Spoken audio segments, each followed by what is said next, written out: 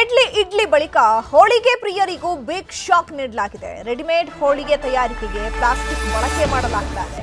ಈಗ ರಾಜ್ಯಾದ್ಯಂತ ಹೋಳಿಗೆ ಅಂಗಡಿಗಳ ಮೇಲೆ ಅಧಿಕಾರಿಗಳು ರೇಡ್ ಮಾಡಿದ್ದಾರೆ. ಕಾಸ್ಮೆಟಿಕ್ ಆಯ್ತು, ಟ್ಯಾಟೂ ಆಯ್ತು, ಡೆಡ್ಲಿ ಇಡ್ಲಿ ಆಯ್ತು, ಈಗ ಹೋಳಿಗೆ ಸರದಿ. ಹೋಳಿಗೆ ಪ್ರಿಯರಿಗೂ ಕೂಡ ಈಗ ಬಿಗ್ ಶಾಕ್. ಯಾಕಂದ್ರೆ ಈ ಹೋಳಿಗೆಯನ್ನ ಮಾರಾಟ ಮಾಡೋದಾಗಿರ್ಲಿ ಅಥವಾ ಆ ಹೋಳಿಗೆಯನ್ನ ತಟ್ಟೋದಾಗಿರ್ಲಿ, ಅದೆಲ್ಲದಕ್ಕೂ ಕೂಡ ಈಗ ಪ್ಲಾಸ್ಟಿಕ್ ಅನ್ನ ಬಳಕೆ ಮಾಡಲಾಗ್ತಾ ಇದೆ. ಹಾಗಾಗಿ ಈಗ ರಾಜ್ಯಾದ್ಯಂತ ಹೋಳಿಗೆ ಅಂಗಡಿಗಳ ಮೇಲೆ ಅಧಿಕಾರಿಗಳು ರೇಡ್ ಮಾಡಿದ್ದಾರೆ. ಪ್ಲಾಸ್ಟಿಕ್ ಬಳಕೆ ಮಾಡಿರೋ ಅಂಗಡಿಗಳಿಗೆ ಈಗಾಗಲೇ ನೋಟಿಸ್ ನೀಡಲಾಗಿದೆ.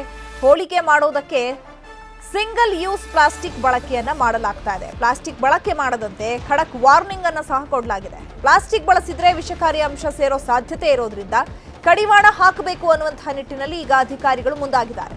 ಈಗಾಗಲೇ ಆಹಾರ ಪದಾರ್ಥಗಳ ತಯಾರಿಕೆಗೆ ಪ್ಲಾಸ್ಟಿಕ್ ಬಳಕೆ ಮಾಡಬಾರದು ಅಂತ ಸೂಚನೆಯನ್ನ ನೀಡಿದೆ ಸರ್ಕಾರ. ಈ ಬೆನ್ನಲ್ಲೇ ಹೋಳಿಗೆಯಲ್ಲೂ ಪ್ಲಾಸ್ಟಿಕ್ ಬಳಕೆ ಮಾಡಬಾರದು ಅಂತ ಹೇಳಿ ನೋಟಿಸ್ ಅನ್ನ ಜಾರಿ ಮಾಡಲಾಗಿದೆ. ಈ ಬಗ್ಗೆ ಮತ್ತಷ್ಟು ಮಾಹಿತಿಯನ್ನು ಕೊಡ್ತಾರೆ ನಮ್ಮ ಪ್ರತಿನಿಧಿ ಹಂಸ. ಫೋನ್ ಸಂಪರ್ಕದಲ್ಲಿ ಜಾಯ್ನ್ ಆಗಿದ್ದಾರೆ. ಹಂಸ, ಇಡ್ಲಿ ಆಯ್ತು, ಟ್ಯಾಟೂ ಆಯ್ತು, ಕಾಸ್ಮೆಟಿಕ್ಸ್ ಆಯ್ತು, ಈಗ ಹೋಳಿಗೆ ಸರದಿ. ಈಗಾಗಲೇ ಎಷ್ಟು ಅಂಗಡಿಗಳಿಗೆ ಅಧಿಕಾರಿಗಳು ನೋಟಿಸ್ ಕೊಟ್ಟಿದ್ದಾರೆ, ಪರಿಶೀಲನೆ ಮಾಡಿದ್ದಾರೆ? ಚೈತ್ರ, ಈಗಾಗಲೇ ನೋಡಬಹುದು, ಇನ್ನೇನು ಇದೇ ತಿಂಗಳು ಯುಗಾದಿ ಹಬ್ಬ ಕೂಡ ಹತ್ರ ಬಂತು. ಸೊ ಇಂತಹ ಸಂದರ್ಭದಲ್ಲಿ ಹೋಳಿಗೆ ಅನ್ನುವಂಥದ್ದು ಇದ್ದೇ ಇರುತ್ತೆ. ಅನೇಕರು ಮನೇಲಿ ಮಾಡೋದಕ್ಕಾಗೋದಿಲ್ಲ, ರೆಡಿಮೇಡ್ ಹೋಳಿಗೆ ತಂದ್ಬಿಡೋಣ ಅಂತ ವೆರೈಟಿ ಫ್ಲೇವರ್ಸ್ ಗಳನ್ನ ಕೂಡ ತರ್ತಾರೆ. ಆದ್ರೆ ಈಗ ಇರುವಂತದ್ದೇನು ಅಂತ ಹೇಳಿದ್ರೆ, ಹೋಳಿಗೆ ಅಂಗಡಿಗಳಲ್ಲಿ ಈ ಒಂದು ಹೋಳಿಗೆನ ತಯಾರು ಮಾಡೋದಕ್ಕೆ ಸಿಂಗಲ್ ಯೂಸ್ ಪ್ಲಾಸ್ಟಿಕ್ ಅನ್ನ ಬಳಕೆ ಮಾಡ್ತಿದ್ದಾರೆ. ಅಂದ್ರೆ ಏನು ಇಡ್ಲಿನ ಒಂದು ಬೇಯಿಸೋದಕ್ಕೆ ಬಟ್ಟೆ ಬದಲು ಪ್ಲಾಸ್ಟಿಕ್ ಅನ್ನ ಬಳಕೆ ಮಾಡ್ತಿದ್ರು, ಅದೇ ಪ್ಲಾಸ್ಟಿಕ್ ಕವರ್ಗಳನ್ನು ಕೂಡ ಅದೇ ರೀತಿಯಂತಹ ಕವರ್ಗಳನ್ನ ಇಲ್ಲಿ ಬಳಕೆ ಮಾಡ್ಲಾಗ್ತಿದೆ. ಸೊ ಹೀಗಾಗಿ ಈಗಾಗ್ಲೇನೆ ಏನು ಆಹಾರ ಒಂದು ಸರ್ವ್ ಮಾಡೋದಕ್ಕಿರ್ಬೋದು ಅಥವಾ ಆ ಒಂದು ತಯಾರಿ ಮಾಡೋದಕ್ಕಿರ್ಬೋದು, ಈ ಒಂದು ರೀತಿಯಾದಂತಹ ಪ್ಲಾಸ್ಟಿಕ್ ಕವರ್ಗಳನ್ನ ಬಳಕೆ ಮಾಡಬಾರ್ದು ಅಂತ ಹೇಳಿದ್ರು.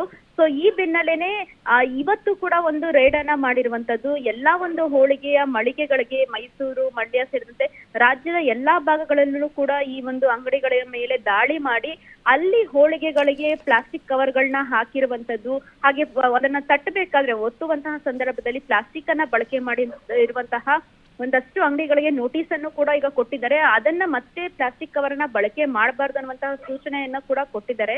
ಸೊ ಈಗಾಗ್ಲೇ ನೋಡಬಹುದು, ಒಂದು ಪ್ಲಾಸ್ಟಿಕ್ ಕವರ್ ಬಳಕೆಯಿಂದ ಇಡ್ಲಿಯಲ್ಲೂ ಕೂಡ ಒಂದು ಪ್ಲಾಸ್ಟಿಕ್ ನ ಅಂಶ ಕಂಡು ಬಂದಿತ್ತು. ಇದು ಕ್ಯಾನ್ಸರ್ ಕಾರಕವೂ ಕೂಡ ಹೌದಾಗಿತ್ತು.